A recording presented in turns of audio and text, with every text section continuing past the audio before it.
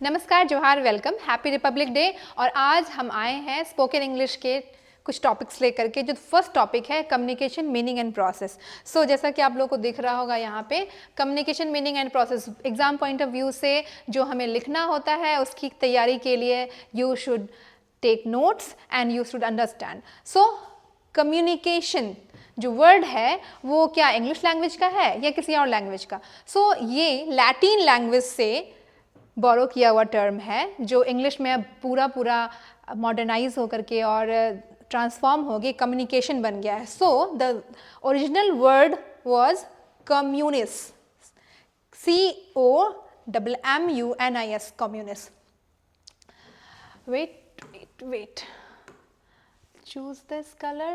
Okay, so the word is COMMUNIS, communis, means commonness. Communis means commonness. So when we want to make something common between people, we communicate. It's very easy to understand. Means Latin word communis का मतलब ही है commonness. तो commonness create करने के लिए जो process की जाती है उसे हम communication कहते हैं. That's how the word indicates its function. ठीक है? तो communis लैटिन वर्ड का शब्द है और ये एकदम से वन लाइन के क्वेश्चन में ये पूछा जा सकता है कि कम्युनिकेशन जो है किस लैंग्वेज के वर्ड, इसका जो ओरिजिन लैंग्वेज है वो कौन सी लैंग्वेज है? तो आपके लिए आंसर होगा LATIN, लैटिन, जो कि रोम की भाषा थी, पुरानी भाषा है, बहुत प्राचीन भाषा है, बहुत एंशिएंट लैंग्वेज है। ठीक है, और तो कम्युनिस्ट का और सिंपल मीनिंग क्या होगा? टू शेयर और टू पार्टिसिपेट। तो पार्टिसिपेट मीन्स भाग लेना, मतलब हमारे पास जो ज्ञान है, हमारे पास जो भी जो हम कहना चाहते हैं उसको किसी और के साथ भाग करना, मतलब उसे किसी और के साथ बांटना। तो दैट इज कम्युनिस और communication. So meaning, the literal meaning is here commonness, to share और to participate. Now I will move to next कि ये जो कम्युनिकेशन, जैसे कि मैंने बताया कि ये जो कम्युनिकेशन मीनिंग एंड प्रोसेस है ये सिलेबस का टॉपिक, तो हम लोग प्रोसेस देख लेते हैं।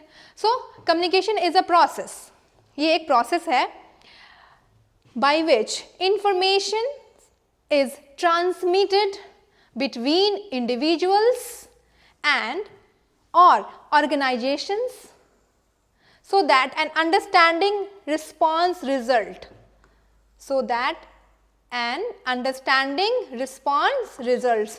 अब क्या मतलब हुआ? कम्युनिकेशन एक प्रोसेस है, किसके बीच और किस चीज का प्रोसेस है? ट्रांसमिशन ऑफ इंफॉर्मेशन का प्रोसेस है, ट्रांसमिशन ऑफ इंफॉर्मेशन का प्रोसेस है। और ये ट्रांसफॉर्मेशन किसके बीच? तो दो या दो से अधिक लोगों के बीच या ऑर्गेनाइजेशंस के बीच या ऑर्गेनाइजेशन के अंदर होता है। और क्यों होता है? So that an understanding and response will result, जिससे कि अंडरस्टैंडिंग बने और रिस्पॉन्स आए एक दूसरे का, और यही इसका रिजल्ट होता है। तो प्रोसेस का एक रिजल्ट होता है, ठीक है, हर एक प्रोसेस का एक रिजल्ट होता है। जैसे कि कॉम्बिनेशन का एक रिजल्ट होता है, एलिमेंट्स मिलते हैं तो उनसे एक कंपाउंड बनता है, H2 + O2 2H2O बनाता है। सो प्रोसेस के बाद एक रिजल्ट होगा, तो यहाँ इस प्रोसेस के बाद रिजल्ट क्या होगा? Understanding of information. और किसके बीच होगा ये प्रोसेस? किसके बीच हो रहा है? H2O2 के बीच नहीं हो रहा है, यहाँ पे लोगों के बीच हो रहा है, या डिफरेंट ऑर्गेनाइजेशंस के बीच हो रहा है, या ऑर्गेनाइजेशन में दो या दो से अधिक लोगों के बीच हो रहा है। जैसे कि कोई एक स्कूल है या फिर कोई एक ऑफिस है, that is organisations, those are organisations, या फिर एक that is one organisation and another. तो उनके बीच जो स्टाफ हैं, टीचर्स हैं, जो नॉन टीचिंग स्टाफ्स हैं, जो स्टूडेंट्स हैं, तो इनके बीच भी जो इंफॉर्मेशन शेयर होती है, अंडरस्टैंडिंग बनती है, दैट इज ऑल्सो कम्युनिकेशन। सो ये जो डेफिनेशन है ये पीटर लिटिल के द्वारा दिया गया है, यू कैन रिमेंबर। चूंकि प्रोसेस बताना है तो communication is a process by which information is transmitted between individuals और ऑर्गेनाइजेशंस। तो सिर्फ दो लोगों के बीच ही कम्युनिकेशन नहीं होता है, दो ऑर्गेनाइजेशंस के बीच भी कम्युनिकेशन हो सकता है। जैसे कि water resource department and coal ministry के बीच भी जो कम्युनिकेशन होगी बाय लेटर, तो वो भी कम्युनिकेशन ही है। So organisations are also involve in communication. Now how it works, इसका जो एक मॉडल आप लोग देख सकते हैं यहाँ पर दिख रहा है, इसमें कम्युनिकेशन का जो मॉडल है ये शैनन एंड वीवर का दिया हुआ है, ठीक है। सो कम्युनिकेशन के जो एलिमेंट्स हैं या कम्युनिकेशन का जो प्रोसेस है ये कैसे कैरी आउट होता है वो यहाँ देखना है आप लोग को। ये हमारे पास एक सेंडर है, ठीक है ना, and you can see there is a human drawing, और इस एंड पे भी एक ह्यूमन ड्राइंग है, दैट इज रेसिपिएंट, ठीक है, यहाँ पे भी एक ह्यूमन ड्राइंग है। So there are two persons, एक sender and another one is recipient. Now this sender has a message, आपके इस सेंडर के पास एक मैसेज होता है इस प्रोसेस में, और वो मैसेज एक चैनल के थ्रू रेसिपिएंट के पास जाता है।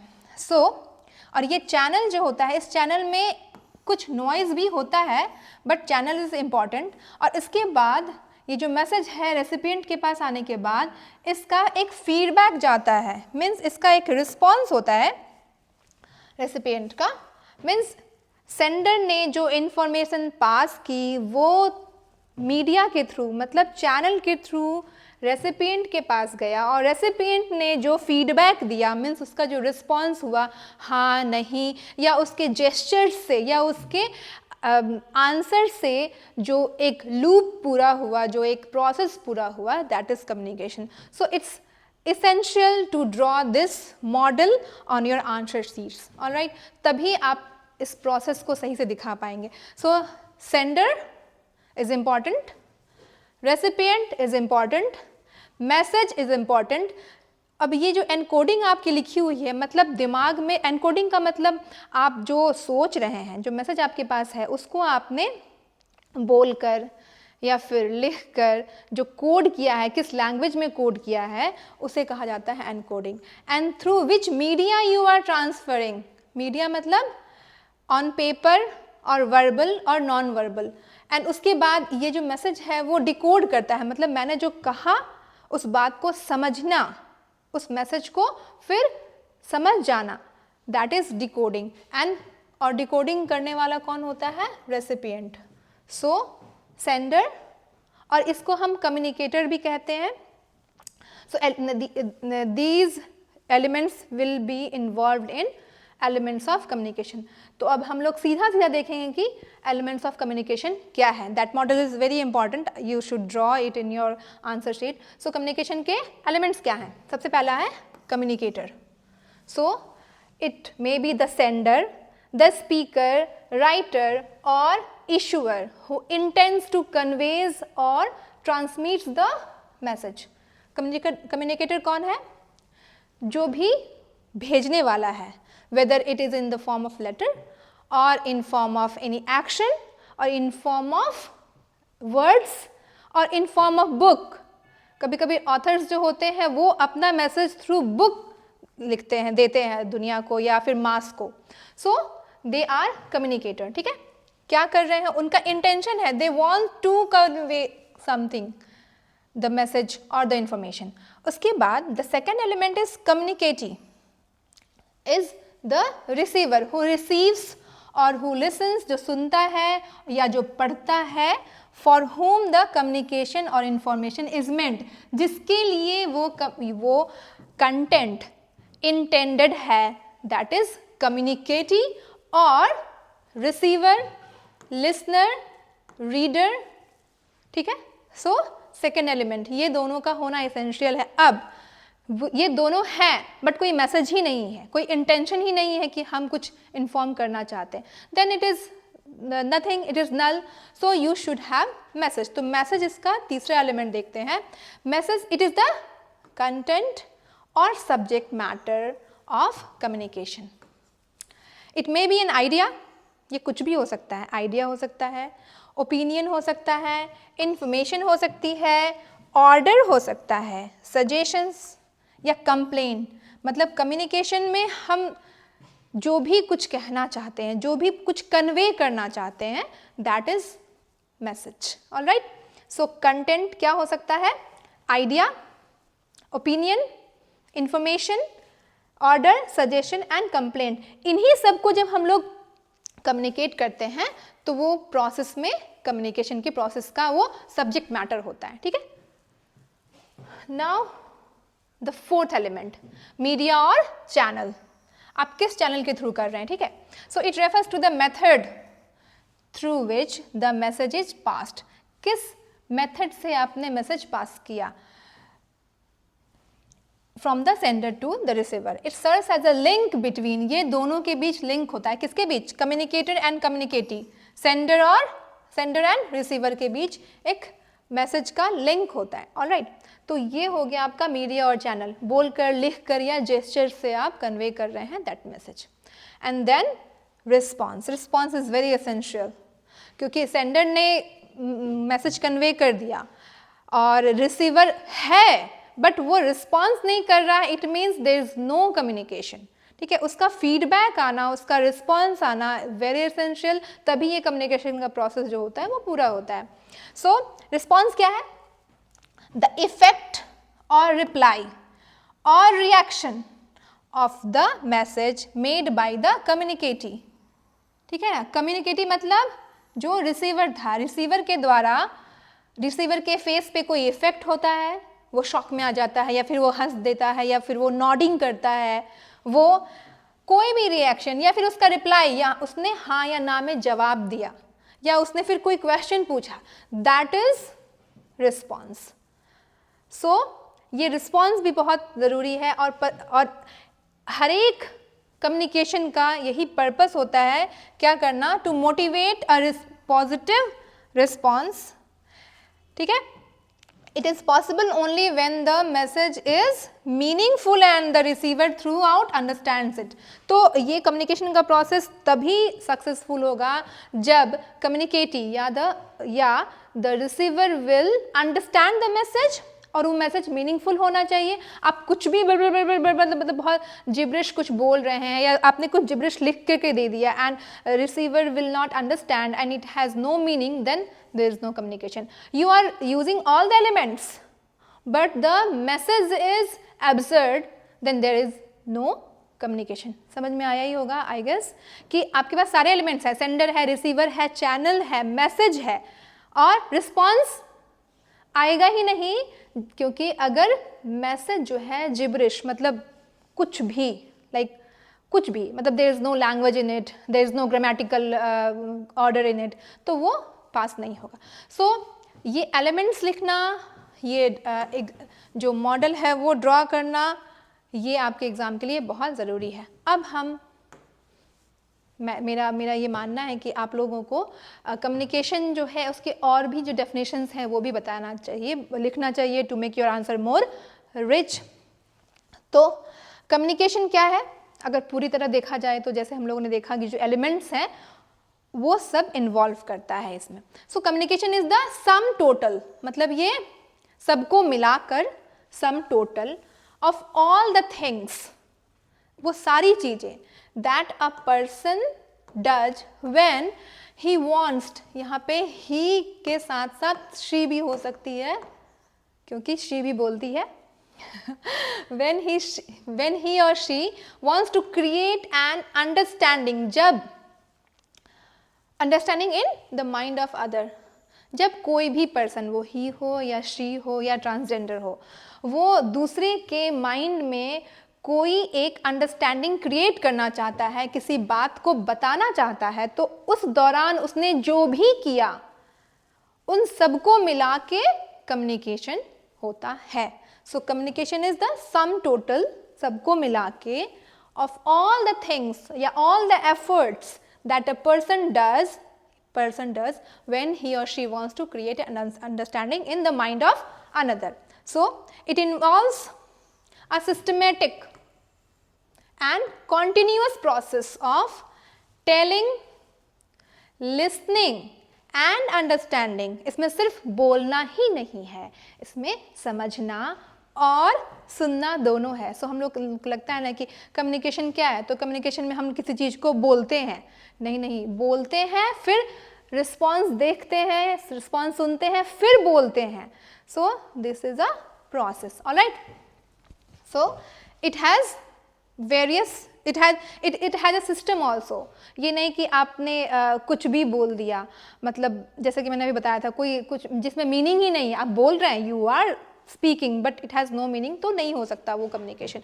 So it has a system and it involves telling, listening and understanding, और ये कॉन्टिन्यूअस प्रोसेस है, it has no breaks.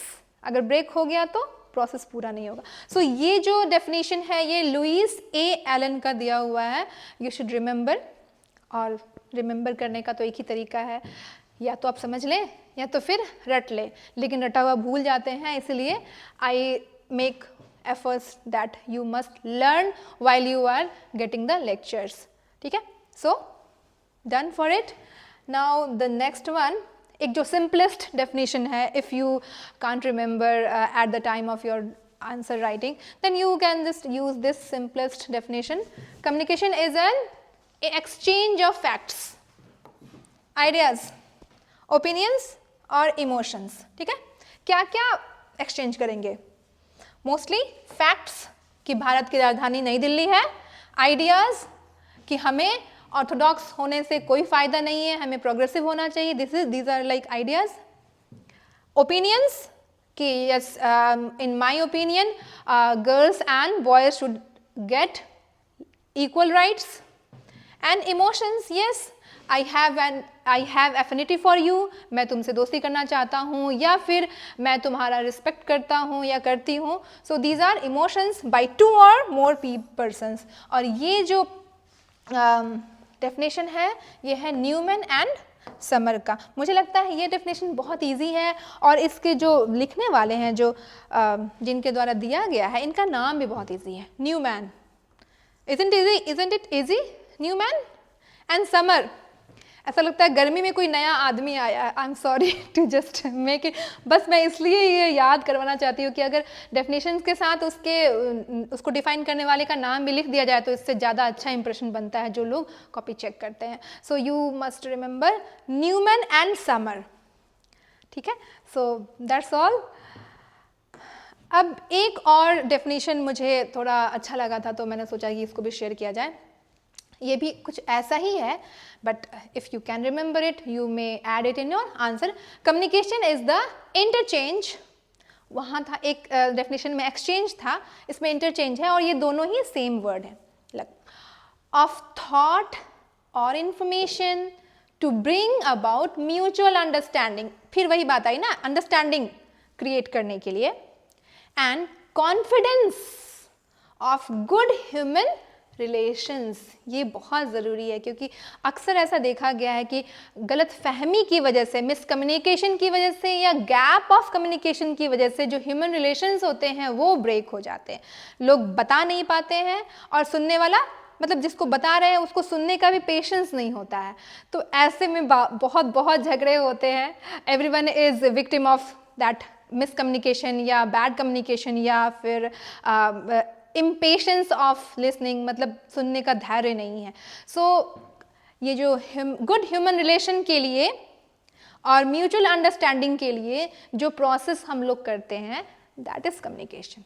So communication is the basis of any healthy relationship, और ये हमारा खुद से भी होता है, और सोशल रिलेशंस भी होते हैं, जो हमारे आसपास जितने लोग हैं, जो सोशल नेटवर्क है उसमें, social network means not the media one, जो हम लोग के आसपास रहते हैं, जो दोस्त या फिर जो हमारे पेरेंट्स हैं उनके साथ, या फिर प्रकृति के साथ भी हम कम्युनिकेट करते हैं। Even insects and animals also communicate. So communication is an unavoidable process, it is universal process, तो उसको भी हम लोग देखेंगे। You can add these ideas also in your answer sheet.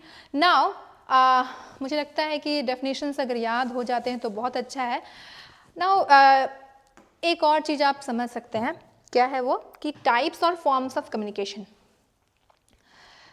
2 तरह के बेसिस हैं जिस पे आप कम्युनिकेशन को डिवाइड कर सकते हैं। एक तो है फॉर्मल एंड इनफॉर्मल, मतलब इसका बेसिस ये है कि जब आप किसी बात को किसी ऑर्गेनाइजेशन में ऑफिशियली ऑफिशियल साइट पर, साइट मतलब ऑफिस में बैठ करके कर रहे हैं, and it is for to get focused target और मोटिवेटेड टारगेट, तो वहाँ पर ये फॉर्मल होता है। मतलब जैसे कि हम लोग फॉर्मल एजुकेशन लेते हैं, means by text book we learn something in the school, in classroom, that is formal education. और जो हम अपने पेरेंट्स से या फिर अपने नेबरहुड से या फिल हमारे जो ग्रैंड पेरेंट्स हैं उनसे भी तो कुछ एजुकेशन हम लोग ले रहे होते हैं। We learn not only in the classroom, so वो जो एजुकेशन होती है दैट इज़ इनफॉर्मल। और जो क्लासरूम में एक स्ट्रक्चर्ड सिलेबस के और एग्जाम के अकॉर्डिंग होती है दैट इज फॉर्मल। तो इस तरह कम्युनिकेशन में भी जो हम किसी टारगेट को मीट करने के लिए जब हम कोई बात कर रहे हैं that is formal. And when, so ये ऑफिस की लैंग्वेज हो गई, ऑफिस का कम्युनिकेशन हो गया, या किसी इंस्टीट्यूशन में जो कम्युनिकेशन होता है वो हो गया। और इनफॉर्मल जब आप किसी ऑर्गेनाइजेशन के बाहर हैं but the persons are same, ठीक है, तो that is informal. I will explain it later थोड़ा और डिटेल में, but for types you should understand कि फॉर्मल एंड इनफॉर्मल का मतलब क्या होता है। हिंदी में से औपचारिक